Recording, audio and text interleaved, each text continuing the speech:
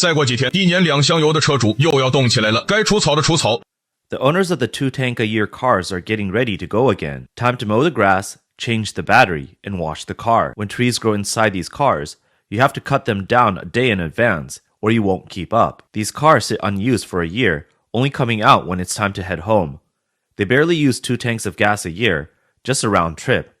Most of the time, they just start the engine occasionally to keep it warm.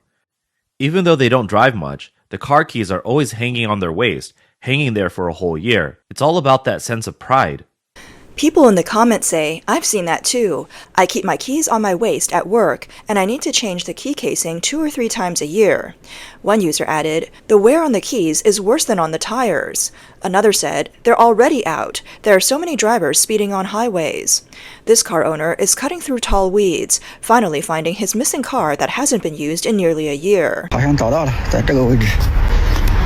Looks like I found it. In this spot. Oh, I'll cut the grass first.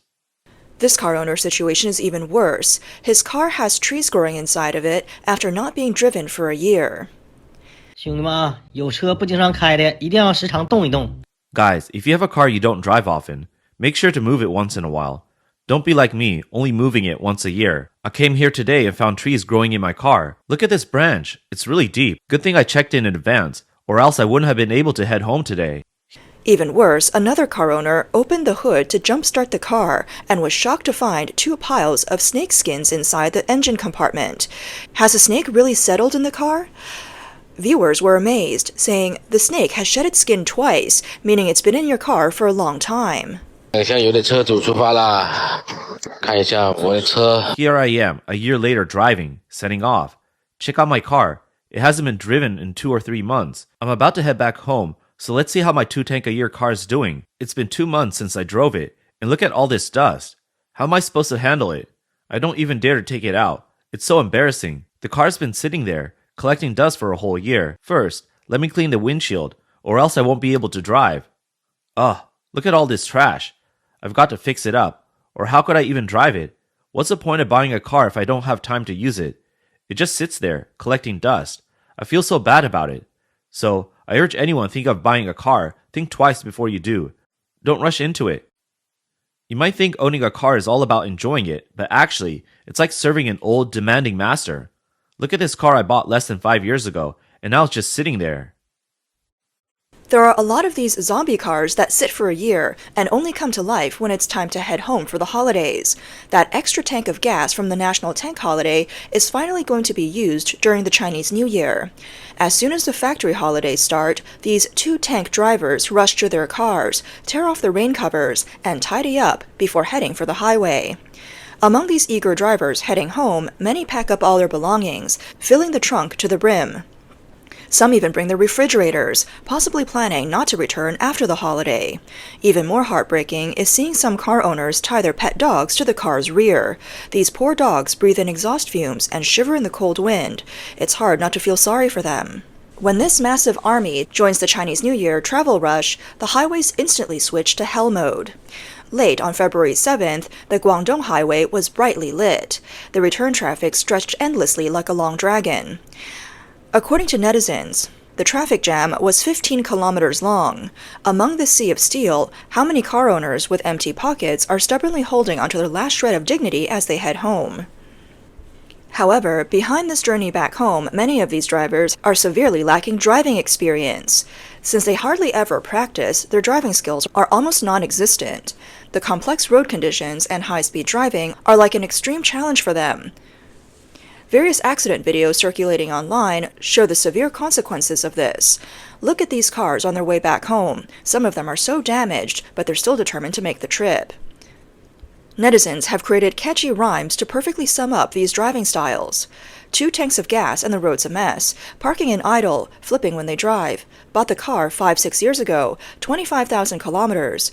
They start with 3 jerks and brake with a thud, going straight, slow as can be, speeding up on turns. Over bumps they'll go, in the center lane when there's none. Small potholes they miss, but big ones they dive in. Using handbrakes while driving, wiping fog with their hands, using wipers when turning, sudden brakes for no reason, honking for no cause, clueless when something happens. Breaking laws without knowing, the road is their own backyard. Where do we see these people? Only on the holidays. In the comment section, these so-called two-tank drivers share their records. 10 years, 20,000 kilometers. 6 years, 9,000 kilometers. Numbers that left everyone stunned. But then a pro appeared and changed everyone's expectations. Wow, 3 years, almost 1,000 kilometers. In a few days, I'll hit 1,000. One soon-to-be driver posted a roadbook online. I'll be driving on the Hangzhou-Changzhou, Hangzhou-Rui, Shanghai-Chongqing, Shanghai-Chengdu highways, so please yield for me if you see me on the road. This itinerary gave other drivers chills. This netizen also posted a video saying, "Yes, I'm the noble two-tank driver. It's the holidays and I'm back. I can almost hear the engine roaring. Yeah, it's been holding back all year, and now it's time to go." Another netizen commented, "I'm also a two-tank driver, with over 10 years of driving experience. Reversing into a parking spot is the hardest for me. I can take several tries just to park in one spot." One netizen said, "This is my co-worker's car. It was parked for half a year during the Chinese New Year, and the battery died. After changing the battery for May Day, it wasn't used, and now the battery is dead again. He's about to drive on the highway to go home for the holidays. Be careful out there."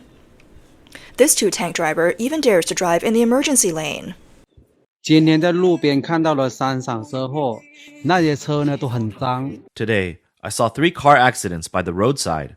The cars were all dirty, and people were talking, saying those cars belonged to two-tank drivers. I thought, it's them again. They're out here causing chaos. No wonder highways are always so crowded every year. It's because of them. Be careful. Don't let them hit you. They're just so awful. These cars are terrible. Of course, every year during the Chinese New Year, highway congestion is inevitable. On the first day of the 2026 rush, many highways in China were already jammed. Netizens captured footage showing dense traffic and slow-moving cars. Despite being stuck on the road, people's attitudes seemed to be quite good. The highway was turned into a massive Chinese New Year gala, young people showing off their dance moves, aunties square dancing, and even some dancing lions. Someone's duck got out of the car and joined for fun, quacking along. One lady even saw an opportunity and set up a stall selling braised goose. This lively scene made netizens sigh. Who needs to watch the Chinese New Year gala? The joy of being stuck in traffic is this simple. Stuck in traffic, but not stuck in spirit. With a good attitude, everything is good. However, despite making the best of it, it is a long and grueling journey home. One car owner driving from Zhejiang to Hunan found the service area crowded with people. A netizen returning to Sichuan from Shenzhen said that after 8 hours of driving, they hadn't even left Guangdong province. Another encountered heavy snow and a roadblock, getting stuck for the entire night, just waiting in the freezing cold. According to official estimates, during the 2026 Chinese New Year travel rush, the interregional traffic flow in Guangdong alone will reach a staggering 1.1 billion people, most relying on highways. The forecast predicts highway traffic to hit 307 million vehicles, with a peak daily traffic expected on February 7th, with around 8.8 million vehicles. After the holiday, the peak is expected to be on February 23rd, with 8.6 million vehicles. When the two-tank drivers, with their luck and courage, finally break through the heavy traffic, they think the journey is about to end on a perfect note. But soon they realize that the end of the highway is not the end of the journey. It's just the beginning of another, possibly even tougher challenge. The real final checkpoint lies in those last few kilometers heading home, the rugged, narrow, winding mountain roads. One wrong move and they could crash into a ditch. A netizen from Hubei posted a video saying that these two-tank drivers are back, cars with Zhejiang, Guangdong, Jiangsu, and Fujian plates. If you see these cars, stay away. Finally, the vehicle bumps into the village entrance, stopping in the familiar places. The physical driving challenge ends here, but an unspoken psychological battle over dignity and face has just begun. This car, which only wakes up once a year, has a mission much greater than just transporting people. It's representing them. It represents the owner standing in the outside world. Everyone gathers around. What seems like casual small talk is actually an unspoken asset evaluation.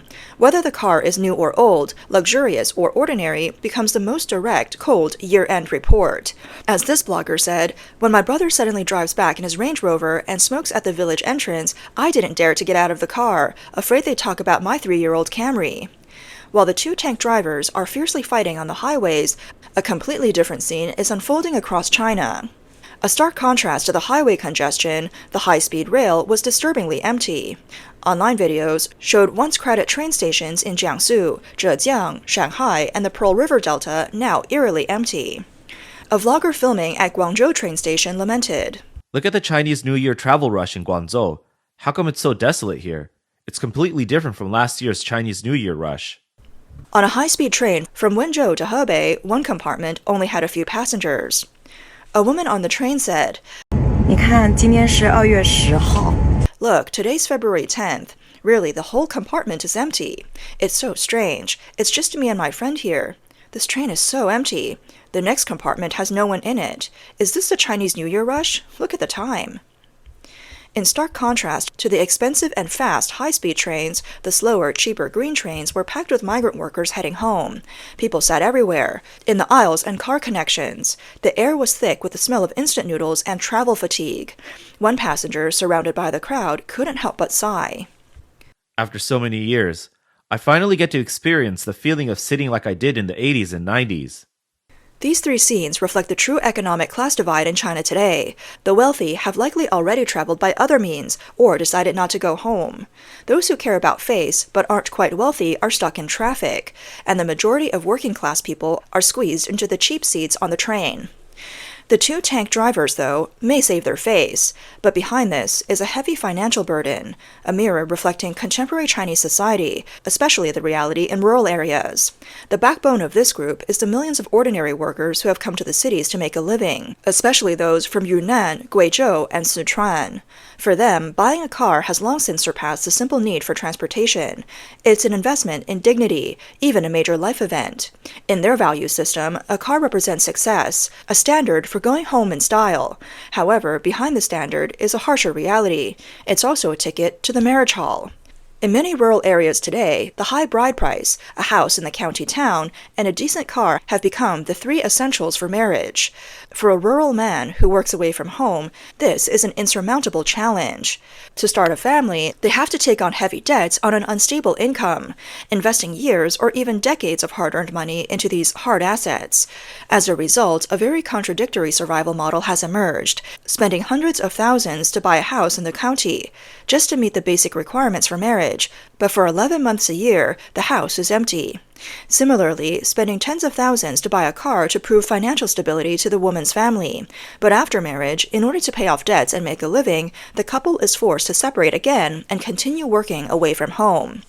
This burden to start a family contrasts sharply with their struggles to build a career in the city. The high cost of owning a car, parking fees, insurance, maintenance, and fuel is a heavy burden on their already tight income. So that car, which is supposed to symbolize love, might end up collecting dust in some corner of the city, driven only a few times a year. The house they bought sits empty while they squeeze into a dormitory, and the wife they spent tens of thousands of bride price on ends up living in long-term separation. However, for some, even this struggle is a luxury. For them, the issue with returning home for the new year isn't the fuel cost or the traffic jam. It's that their pockets are empty because they were denied their wages. On February 9th in Xi'an, Shanxi, 4 construction workers, desperate to get the wages they were owed, clung tightly to their employer's legs in front of a crowd, their most humbling and helpless plea. A group of migrant workers, also owed wages, took over their creditor's office, using silent, determined confrontation as their final form of protest. In Henan's Mianshi County, a large group of migrant workers gathered in front of the complaints office. A group of workers from Heilongjiang stood before the camera, speaking slowly, word for word, making their accusation. At the Jilong Youfu construction site in Beilin District, Shuihua City, they owe us migrant workers wages and haven't paid us until now. We hope the relevant leaders see our video and help us solve this problem. The owners of these rusty cars at least maintain a ritual of going home for the new year, using their cars to uphold their last shred of dignity. But these workers, demanding their wages, are nowhere near being able to return home. Their story is the most painful and glaring accusation of this era, shattering the Chinese Communist Party's official narrative. Behind the grand propaganda lies the struggle, despair, and silent cries of countless individuals.